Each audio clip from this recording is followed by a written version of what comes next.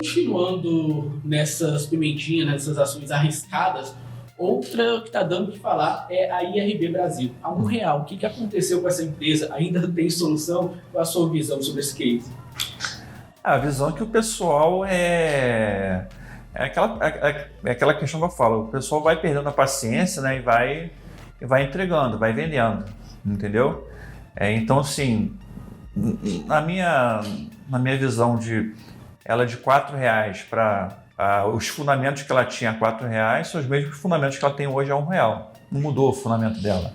Ela não piorou por conta de nada, assim. Ela continua no mesmo estágio. A gente entendeu que a evolução dela ia ser realmente demorada, né?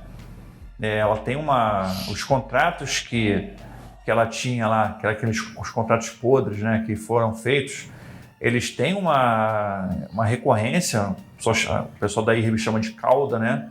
Eles têm uma cauda, né? Então se essa cauda gera um impacto de médio prazo, e esse impacto só deve realmente acabar em 2023. E isso vai sujando o balanço, vai gerando prejuízo, vai gerando impacto na empresa. E ela passou agora por um efeito não recorrente na parte da safra agrícola, ela teve algumas perdas. A pandemia também impactou também bastante. Então, tudo isso fez com que a empresa tivesse resultados um pouco piores do que era esperado pelo mercado, e o pessoal realmente começou a vender ações. E tem também muitos especuladores, né, que fazem operações vendidas na empresa. Isso ajuda também a derrubar o preço, entendeu? Então você tem ali uma força vendedora muito forte de especuladores. Você tem o investidor pessoa física, né, que às vezes não tem paciência para esperar 2, 3, 4, 5 anos para a empresa voltar. E também vendendo as ações, isso gera uma pressão vendedora muito grande. Mas eu acredito que só quando as posições vendidas, uma hora só serão zeradas. Nenhum trade é para sempre, né? É o que eu falo, o trade, até o day trade, o swing trade, o position, qualquer trade, ele no final das contas ele tem efeito zero. Por quê? Você tem uma venda e tem uma compra, né? E o contrário também, quando você compra, você vai ter que vender uma hora. Então, todas as posições feitas por traders, no final das contas, o efeito líquido é negativo, é zero, entendeu?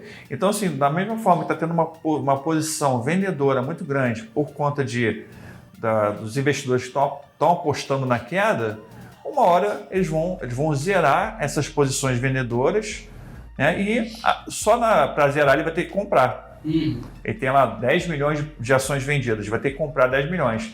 Só para comprar já vai ter um movimento de compra para zeragem, isso já vai dar o que a gente chama de squeeze, né? Você vai ter uma alta repentina na ação por conta dessa zeragem.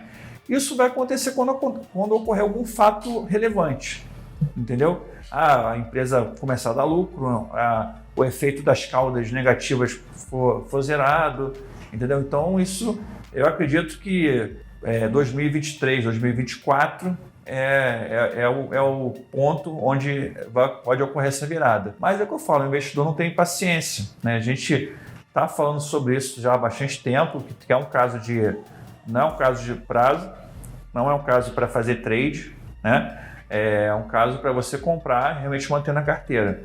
E é uma empresa que no final das contas comparando o Oi com o IRB, né, a IRB tem fundamentos mais sólidos, né? Ela é a maior resseguradora da América Latina, ela tem uma estrutura, né, de capital, uma estrutura humana muito forte. Então, isso eu acredito que o risco dela é menor, né?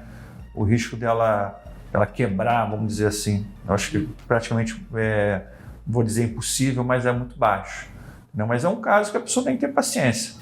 Sim, aquele negócio lá, né, Léo, que a gente sempre fala, longo prazo ali é longo prazo, a galera acha que longo prazo é 12 meses, 24 meses, longo prazo ali eu considero pelo menos uns 5 anos ali para que tenha tempo, né, das coisas acontecerem, né?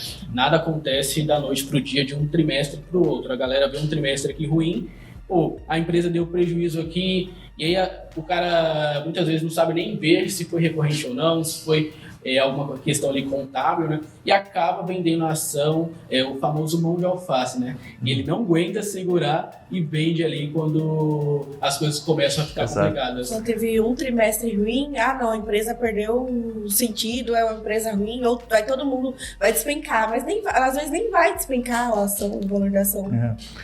E é isso, né? As pessoas têm algumas ações que são visões e construções de longo prazo mesmo. Tem que ter realmente paciência e é o que eu falo, tem que entrar nesse tipo de empresa, tem que entrar com capital pequeno. Sim. Né? Uma parte não pode se expor muito, porque a pessoa às vezes fica fazendo preço médio e acaba ficando com uma posição muito grande naquela empresa, um percentual muito grande. Você não pode olhar só o valor que você tem investido, né? O patrimônio atual, você tem que olhar o valor que você investiu. Às vezes a pessoa fala assim, não, minha posição em IRB está R$1.000, está pequena. Mas quando a pessoa vê, poxa, eu investi R$10.000 em IRB. Sim. Então tem que olhar quanto você investiu também. Então para você não se expor demais numa empresa que de repente você não vai ter ali a maturidade ou com um coração forte, uma experiência para manter. Tá? As pessoas com o tempo vão ficando mais disciplinadas, mais cascudas, né? E essas preocupações deixam de existir, entendeu? A pessoa sabe que está ali e aquilo vai acontecer ou não, e se acontecer, ótimo, se não acontecer também, ótimo, né? Aquilo que vai tirar você do trilho. Agora eu vou fazer uma pergunta aqui.